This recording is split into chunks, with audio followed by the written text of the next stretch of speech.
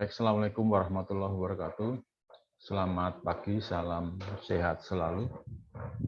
Sebelum saya lanjutkan, apakah suara saya bisa didengarkan dengan baik? Bisa? Alhamdulillah. Teman-teman sekalian, pagi ini saya ingin melanjutkan materi yang sudah saya sampaikan minggu yang lalu. Minggu lalu saya bicara soal media massa, kemudian soal teori-teori tentang komunikasi massa, maka hari ini saya ingin bicara soal etika media massa. Materi ini barangkali ingin mengungkapkan kenapa institusi media massa itu perlu ada etikanya, gitu kan? Karena biasanya menyangkut etika itu kan berkaitan dengan kehidupan masyarakat, berkaitan dengan bagaimana hubungan antar orang dengan orang. Nah, kenapa kok kemudian media massa juga perlu ada etikanya? Kita akan berangkat dari pengertian antara apakah itu moral, apakah itu etika, dan apa itu etiket. Moral, kalau kita lihat dari asal katanya, berasal dari kata mores yang artinya kesusilaan, tabiat, atau kelakuan. Jadi kira-kira kalau moral itu kaitannya dengan hal yang baik dan buruk, tentu berkaitan dengan kelakuan. Lantas apa artinya etika? Etika berasal dari kata etik yang berarti kebiasaan, tabiat, gitu kan dalam bahasa lainnya. Maka kemudian etika itu tentu sesuatu yang berkaitan dengan kebiasaan masyarakat. Misalkan begini, kalau Anda tiba-tiba meludah dekat orang, itu pasti orang akan marah. Kenapa? Karena Anda dianggap tidak punya etika.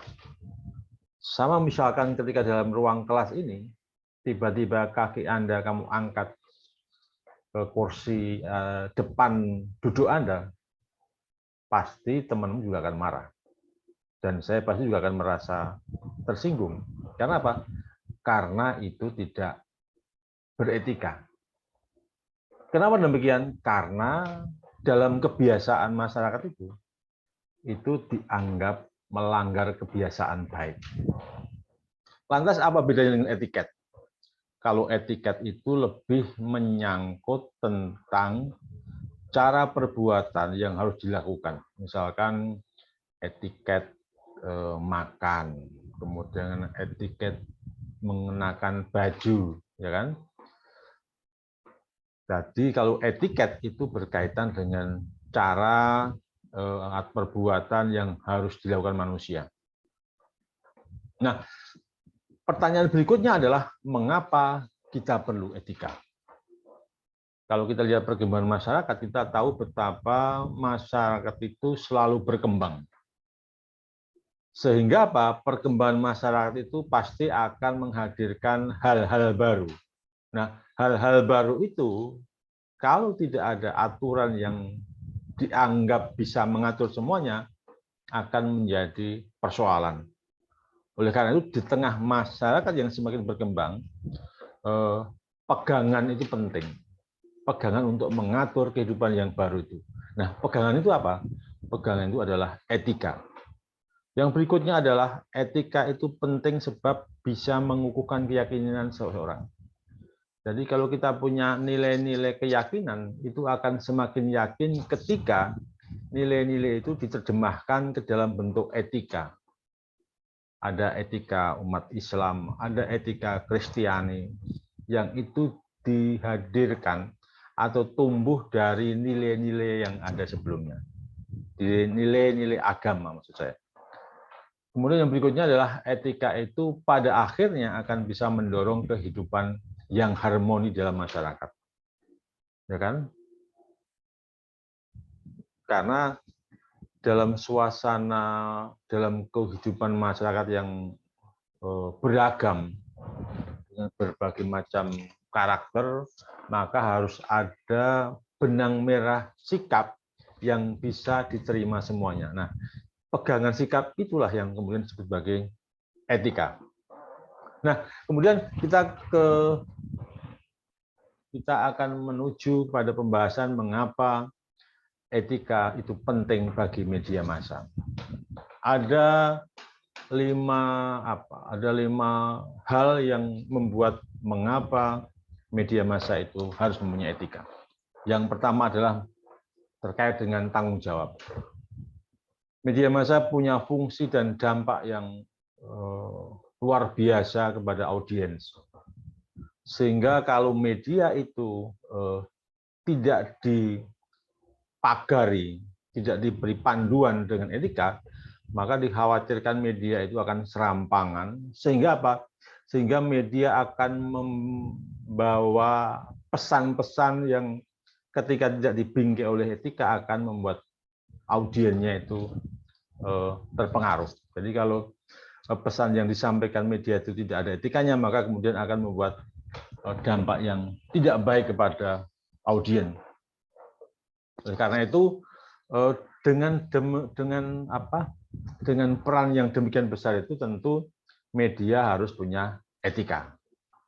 Karena etika itu bagian dari tanggung jawab yang harus diemban oleh media.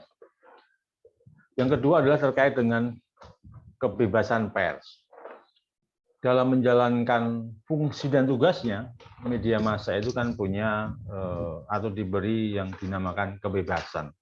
Nah, kebebasan itu kan dalam sisi yang lain juga harus ada yang mengaturnya. Yang mengaturnya itu apa? Yang mengaturnya itu adalah etika. Kemudian yang ketiga, karena media nanti akan berhadapan dengan situasi atau masalah-masalah yang etis gitu kan. Misalkan terkait ketika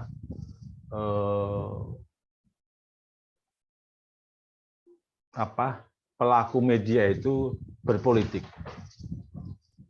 Sebab kalau dengan peran yang strategis kemudian tidak diatur, maka berbahaya kalau kemudian media tidak mengatur dirinya, karena orang akan memanfaatkan profesi dan seterusnya, gitu kan. Kemudian kita sering mendengar hak-hak istimewa yang diperoleh wartawan. Itu kalau nggak ada kode etiknya, itu akan berbahaya bagi profesi itu sendiri. Kemudian yang berikutnya adalah ketepatan dan objektivitas. Dalam menjalankan peran tentu media itu punya peran, punya tanggung jawab untuk menyampaikan kebenaran. Kemudian ketika dia memberitakan juga harus tidak berpihak, gitu kan.